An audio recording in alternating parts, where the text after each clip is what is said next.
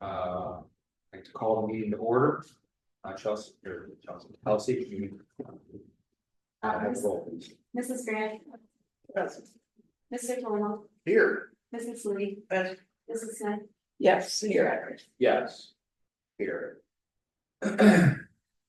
We have anybody that wants to approve the agenda? Do we have any additions or changes? We had one addition today, and it was item C in the superintendent's section. This is an item that goes along with B for the SRO. Margaret approved both of these agreements last night. So C was an addition to make sure that we get that on there as well. I move we approve the agenda with additions. I'll second. Have a roll, please. Mrs. Smith. Yes. Mrs. Green. Yes. Mr. Colonel. Yes. Mrs. Lee. Yes. Mr. Edwards. Yes. All right, from our last regular board meeting of July 16th. We have an approval of those. So. Second. Moved by Jackie, second by Israel. Roll please. Mrs. Lee. Yes. Mr. Colonel. Yes. Mrs. Grant. Yes. Mrs. Smith. Yes. Mr. Edwards. Yes. I don't see any public participation. We have that. Sponsorship board, if you talk to Ed, is there anything to say? No, we had the sponsor meeting here recently. Nothing too significant going on right now this time of the year. Project there for the parking lot, you can see is being worked on right now. They set the parking lot yesterday. They're anticipating pouring the blacktop tomorrow. And then probably striking it Thursday, and it should be good to go for Friday then. So We did get the additional amount approved too for to block the drainage. They don't want to do a lip, they're doing blocks, is that correct? yeah, And it was far under the 10,000 that we had expected. It was or approved, I should say. It was 2,000 something. it's under 3,000. Yeah, so it came far below the 10,000 that we had approved additional for it, so What are they doing then? blocks. Like Seems like a lot of blocks, they create like a wall. I'll create like a Side to barrier side. instead of just like a lip. It was different, but Okay. And they're heavy enough and stuff. Yeah, Ed was out there too when he was explaining to me one day. He seemed fine with it. Did those have to be nailed down or anything, like your curves or? Yeah, that's what I wondered, like, will they move? They gotta be anchored down, I believe. Okay. But then they create like a seal. And it should funnel the water right down towards the drain. Oh, okay. Good. Board reports. I did not have the president's report. And I did not go to the sponsor meeting because that was show day, so, fair. So, sorry about that, and I'll be at the next one for sure. Dean, do you have anything? Yeah, I just wanted to bring to people's attention, I had gotten something from the Department of Education and Workforce today. About community school expansion. I don't know the history of it. But the state is providing incentives to expand community schools, and it's very, very pro-community school in the legislature. We all know that. I'm a little concerned about traditional public schools not getting maybe as much support as what they should have. I also don't know the background of the bill. So I'll try to investigate that, but that's something that we'll take a peek at. There's different criteria for expansion that results in more money coming to the school. Like expansion, like district wise, or like expanding buildings? Expanding enrollment is one of the things, expanding curriculum is another thing. And with some of the things that we've talked about doing with our curriculum, we might fall into that category, so. I saw that today too. Did you see I it? received that also. Okay. That's the only thing. Anything else? I have nothing.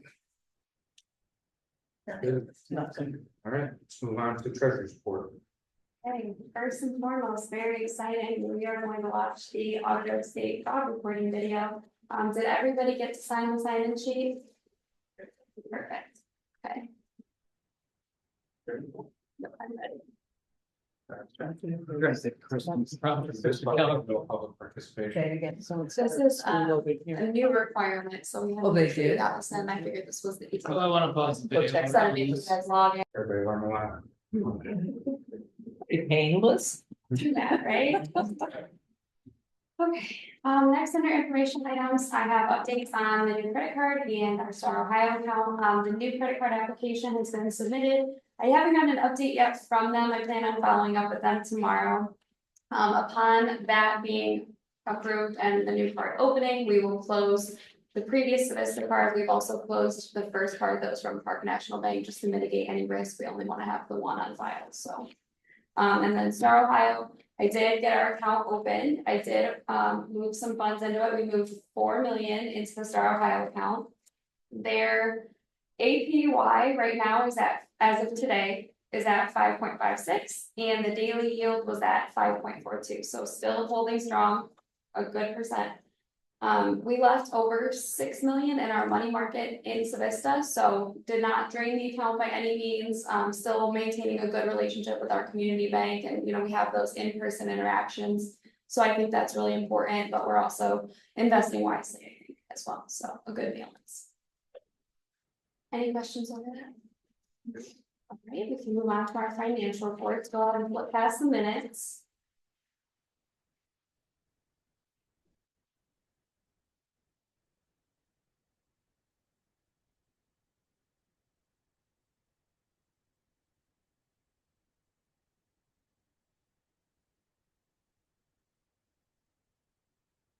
First, we have a cash reconciliation for the month of July. You can see we ended the month with $10,206,047.16. Sorry, Ryan, I forgot to put what you saw. Next, we have our disbursement summary. We did have a few kind of bigger expenses that I want to make note of.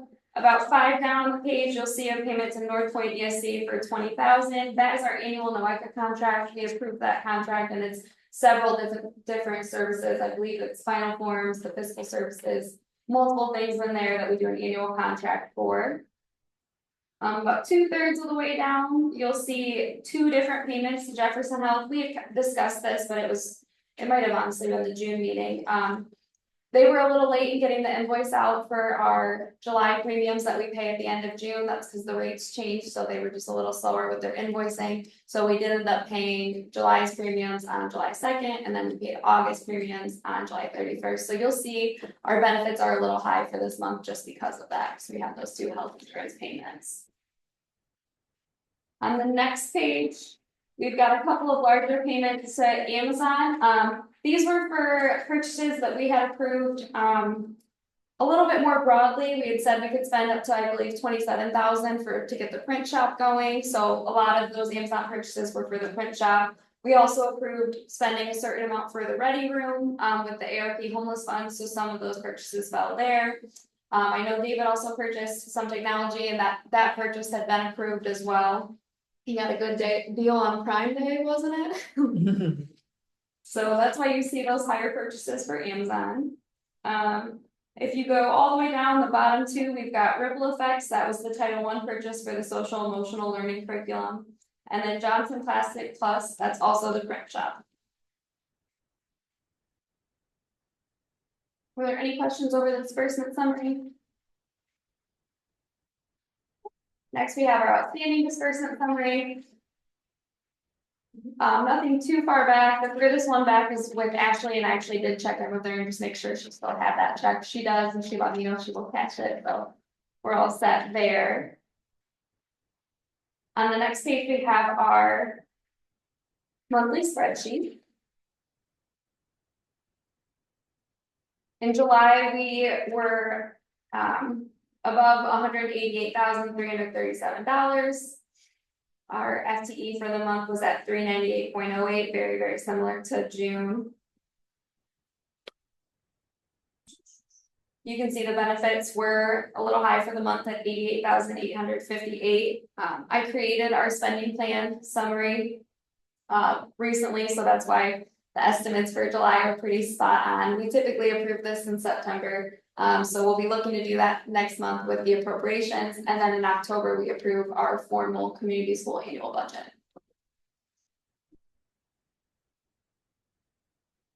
Any questions over the spreadsheet this month? Okay. Next, we have our foundation payment for the month of August.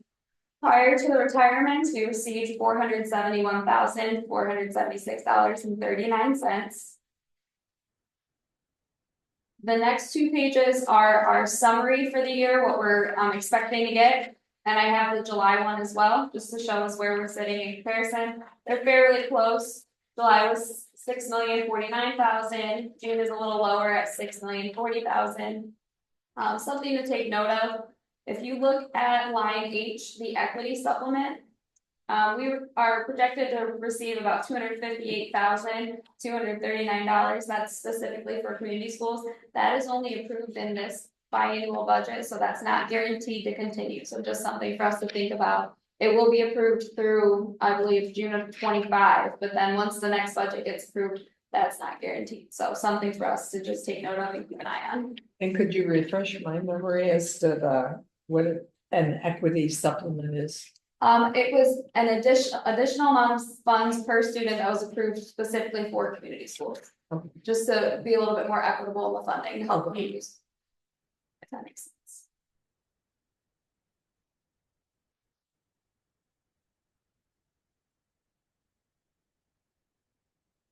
Are there any questions over the monthly foundation? Next, we've got item D. Resolve that the Board of Directors of Townsend Community School authorizes the establishment of a $50 petty cash fund for staff cafeteria and lunch payments, as well as Chromebook and charger fees. Item E, we've got resolved that the Board of Directors of Townsend Community School ratifies the contract with Onsolve LLC for a 1-year subscription at a cost of $1,622.76. I believe this is our one call. Yeah, it's our one call now, so we renew this annually. And then finally, item F, we have resolved that the Board of Directors of Townsend Community School authorizes the use of general funds to cover the amount of $178.90 for school radios that was over the threshold of the state safety grant. So the state safety grant, we had received $2,500, and we used that to do the wrapping on the front doors downstairs, and then we had the remaining funds just slightly under $1,600, and we used those to purchase 4 additional radios. They were $400 a piece, so they came in just slightly over what we had. So we'll look to make up that difference then out of the general fund. And where are who uses those then, basically? We just received my computer, so ago, we haven't distributed them out, but we're gonna strategically in the building as to where those are most needed. In addition to the ones we currently have. Certain staff members will be. Update, building. Contact. Yeah, I did. Yeah, I know. I made note of that afterward. It's funny because they have mine correct right underneath that as primary contact. I don't know how that remains for billing, but yes, to be updated, yes. I move we approve items A through F of the treasurer's report. Second. Moved by Jean, second by Dora. The roll, please. Mrs. Smith, Yes. Mrs. Grant, Yes. Mr. Palumbo, Yes. Mrs. Salee. Yes. Mr. Evans. Yes. You want to do that superintendent's report? Okay, to begin with, take a quick look at the enrollment data. Not a whole lot of significant changes from last month to this month because we were just starting to enroll students that are on the pending enrollment list. But as of last Friday, the 17th, we had 464 students enrolled with us, 106 graduates, so that number jumped up quite a bit here this past month, which is good. I think we're slightly above last year's total for graduates, so that's a positive note. Total, if you add those two numbers together, is 570 students, and that is actually the highest number of any month when you factor those two things in combination from this past school year.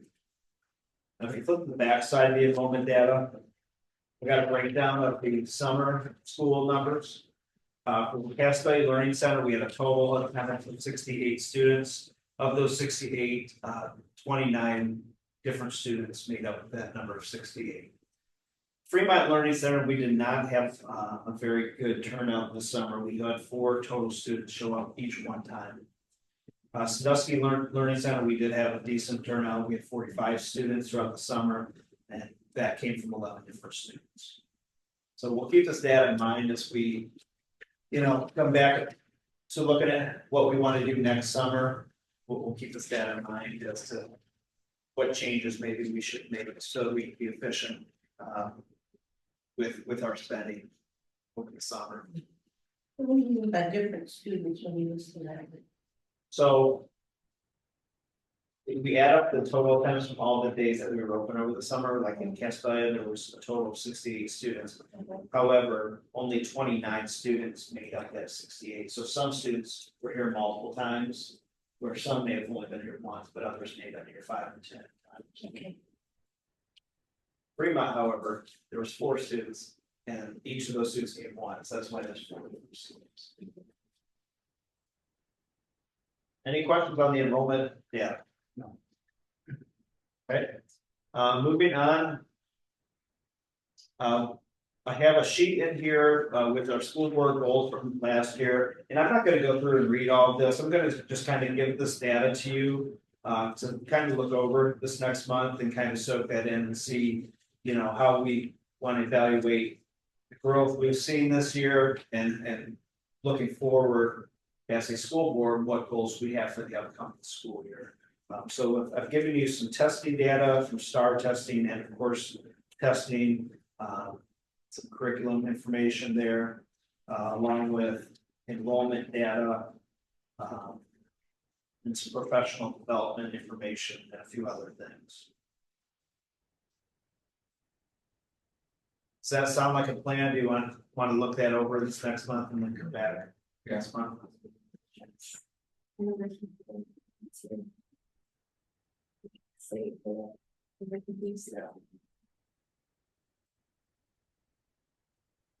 So along with this review of our data and pertaining to our school board goals, this is also an opportunity for public to have participation and comment, being that we have no public here this evening.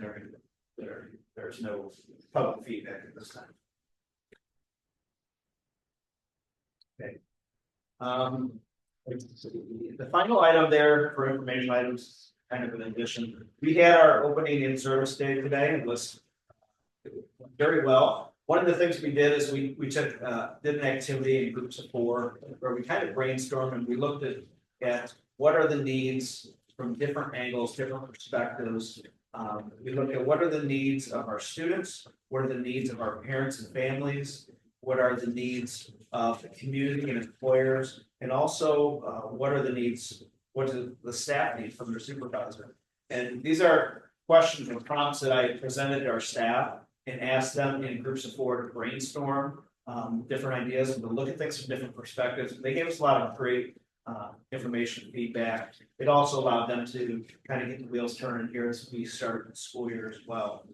But I've compiled the responses that the groups had and put them in alphabetical order just to share with you this evening. So again, I'm not going to read through that, but if you have any questions on that or want to have any follow-up discussion, feel free to reach out to me sometime. Did anything jump out at you? Everything goes back to connections and relationships, and those must be some of the big themes that we have this year is relationships. Check and connect is a concept we're going to be looking at, where we want to connect with our students the moment, when they come in before their day starts. We want to connect with them, see how they're doing, talk a little bit about some academic goals as well as things outside of school. Have that connection so that they, kind of start the day off with a purpose, with touching base with their teacher before they get going. So we also talk about belongingness and PBIS being some of our main themes this year as well. So again, feel free to reach out to me if you have any other questions related to that. But I just want to share that that's one of the activities that we did today as a staff. So it's not just things. Right, I mean, Say it again. it's not just things that they're saying that they need, it's more. You feel it's more relational. Relational isn't like relationships with each other Oh, and yeah. like, Yeah, Relationships, but also resources, just looking at all the different factors that are involved in.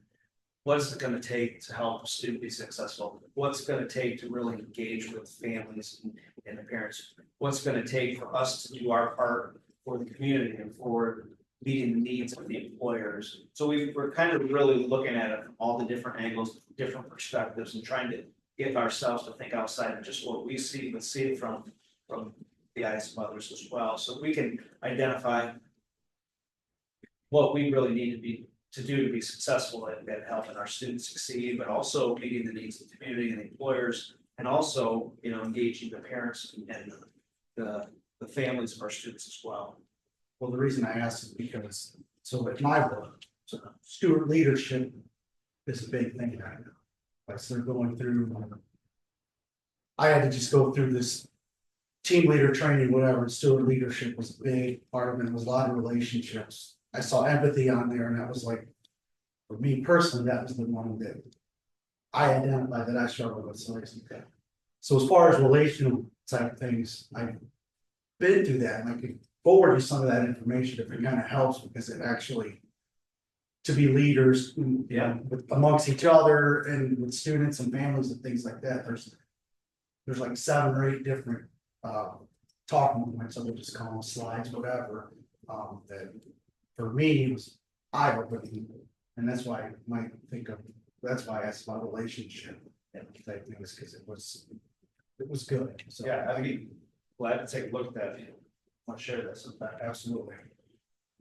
And keep in mind, some of the things that they identify here aren't saying that we aren't doing these things. It's just saying that these are what it takes, these are the needs that exist, and it's what the needs of students are, the parents and so forth. yeah, I felt like just sitting in the meeting, hearing the results, as people shared, one of the biggest things I heard in all 4 categories was just their communication. So with students, with parents, with the community, and then supervisors with each other as well. Communication, I feel like, is very stressed, and I think you'll see it several times throughout.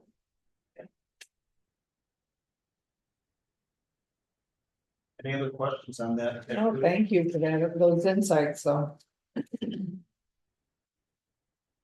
Okay, we'll move on to new business then.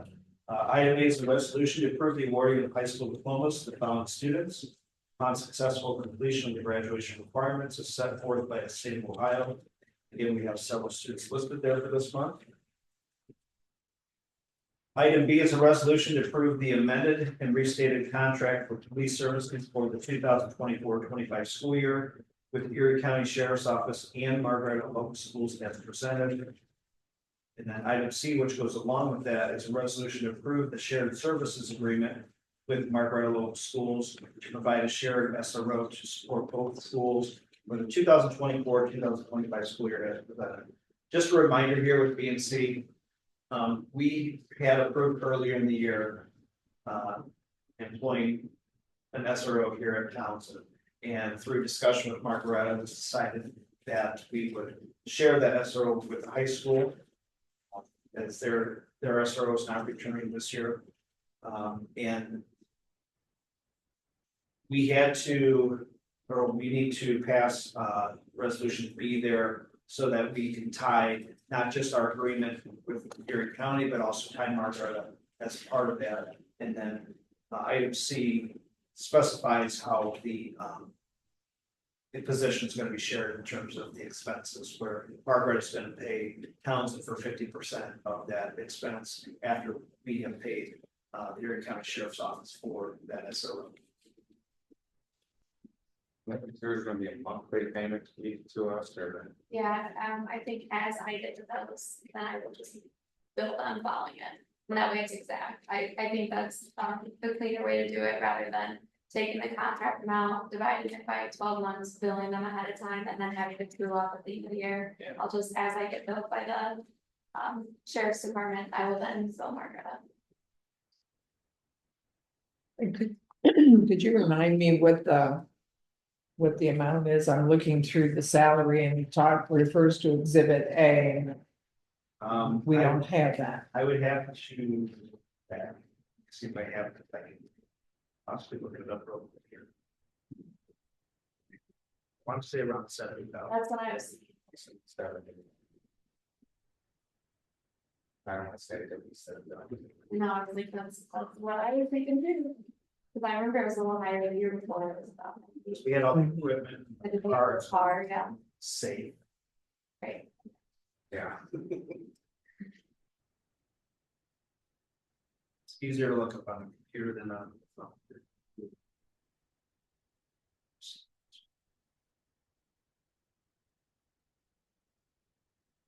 We had that exhibit from last month.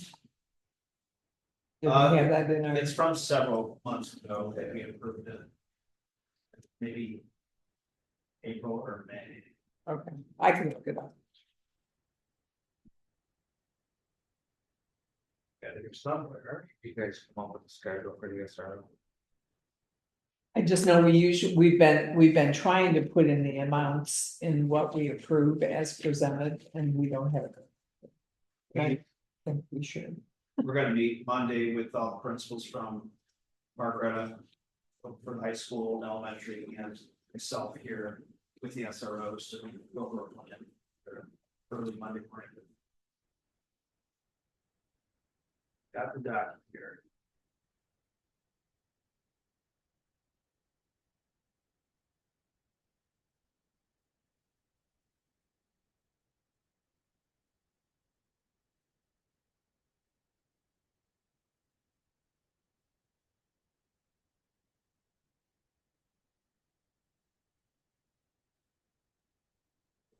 Let's see.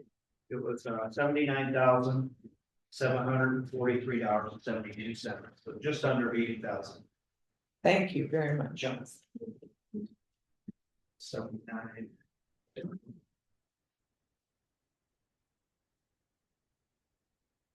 Item D then is a resolution to approve a vendor agreement for catering services with the Elyria City School District to provide meals for Townsend students at the Lorraine County Community College Learning Center as presented. So our meals will be provided from Elyria City Schools, and Aramark is the vendor that does their cafeteria work for them. They already have a food line there on the college campus because they have an early college program. Elyria does there, so they have students on campus, and they also have a middle school program called Pioneer Program, and it's an alternative school for I think at-risk students. So that lunch line already provides meals, so we're gonna just join that meal line. We're gonna pay for the meals at $4.50 at this time. We looked into tying that to the National School Lunch Program. Cindy said that there's too many hoops to jump through, and this was the easiest way at this time, especially with a low volume right now for meals to start off with. And finally, item E is a resolution to approve the purchase of 95 wrapped Country State approved literacy intervention program at a cost of $3,070 and an annual renewal cost of $415 per year. And this is more for the tier 2 and tier 3 interventions. We did receive, a couple months ago, $3,500, for science reading funds in our state foundation payments, so that's in the general fund. And that was intended to purchase, and improve the literacy intervention program, so we'll be utilizing those. It's just in the general fund, but just earmarking it for that. And then are our teachers being trained in that right now? Not yet. After we purchase it, we'll go through some training. Okay, So it won't, first day of school, it won't be able to run it, but in time we'll have English teachers and intervention specialists trained to utilize that program. okay.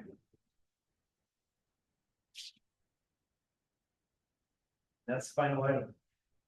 Hey, Mr. Wade, anybody like to on the superintendent's report? I'll second. Any discussion? Hearing none, the roll. Mr. Palmer, Yes. Mrs. Grant, Yes. Mrs. Lee, Yes. Mrs. Smith, Yes, Mr. Evans? Yes. Do we need to go into executive session?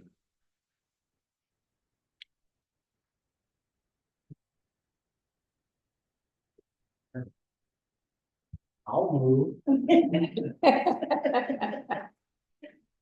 You have a second? Second.